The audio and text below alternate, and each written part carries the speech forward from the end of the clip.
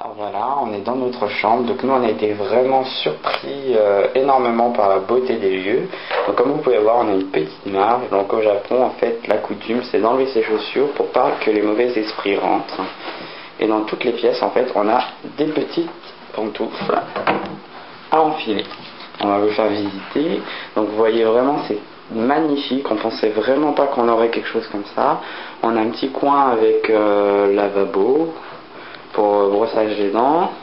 Alors ici la salle de bain. Donc les salles de bain au Japon sont très différentes des françaises. Donc on a une petite baignoire qui en fait normalement ne doit pas servir, puisqu'en fait vous pouvez remarquer que la salle de bain est inondable, c'est-à-dire qu'une fois qu'on ferme la pièce, on peut prendre notre douche. Les Japonais en fait ne prennent pas leur douche dans une baignoire, s'assoient sur ce petit tabouret, l'eau coule et on a un petit système d'évacuation ici. Donc voilà, notamment dans les bains publics, il faut venir propre, donc on a ce genre de choses et puis on peut rentrer après dans les bains une fois que on est parfaitement propre. Ensuite, vous avez les toilettes, donc ça c'est pas très intéressant, mais je vais juste vous faire un petit détail.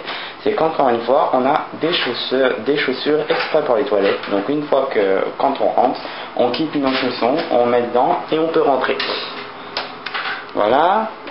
Alors à l'entrée toujours des apparts, on a un petit placard où sont entreposés les lits. Donc en fait les lits japonais sont des futons, on met une espèce de petit matelas rembourré avec les couettes, coussins, donc on a tout ici. Voilà, avec les coussins en haut, ça peut vous rappeler certains The Grudge. Il y avait une espèce de fille bizarre qui se cachait dans le placard. Donc ensuite, chose vraiment merveilleuse, qu'on peut avoir du mal à comprendre, mais qui est vraiment super belle, sont les portes coulissantes qui donnent sur le salon. Donc, comme vous pouvez voir, l'appartement est vraiment très très grand. À l'origine pour 4 personnes. Donc dans tous les apparts qu'on a eu jusqu'à présent, on a une petite machine pour faire bouillir de l'eau. On a une télé, un coffre-fort, je ne sais pas à quoi il va servir, mais bon. Une petite ikebana, la déco, la petite fenêtre complètement en papier, donc en papier comme il est coutume, un petit placard. Voilà, donc on nous a laissé des kimonos pour pouvoir se changer. On a une table vraiment super classe avec des chaises. Et enfin, dans la partie derrière, normalement on a des petits panneaux coulissants comme vous pouvez le voir. On a une petite salle avec un frigo sur le côté, un jeu et un placard sur le fond. Et tout ça donne sur la mer, comme vous pouvez voir au fond. Un peu plus loin par ici, bon on ne voit pas parce que les arbres cachent, mais on a le Tori qu'on a pris 40 000 fois en photo.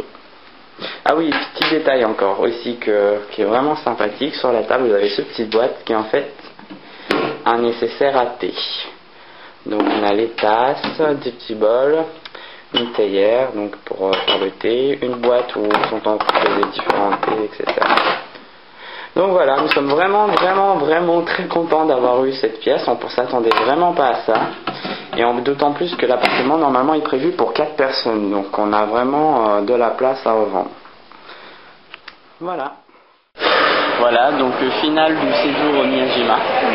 On a pensé quoi, Amla? Je viens de finir mon mochi, c'était bon. Ouais. Tout de suite, ça se résume à la bouffe. Bah bravo, hein, bravo. Non vraiment, Miyajima, que dire, c'est l'un des endroits les plus beaux qu'on a jamais vu du monde, je crois. Vraiment génial, on est resté 2 jours et demi, on part avec limite la larme à l'œil.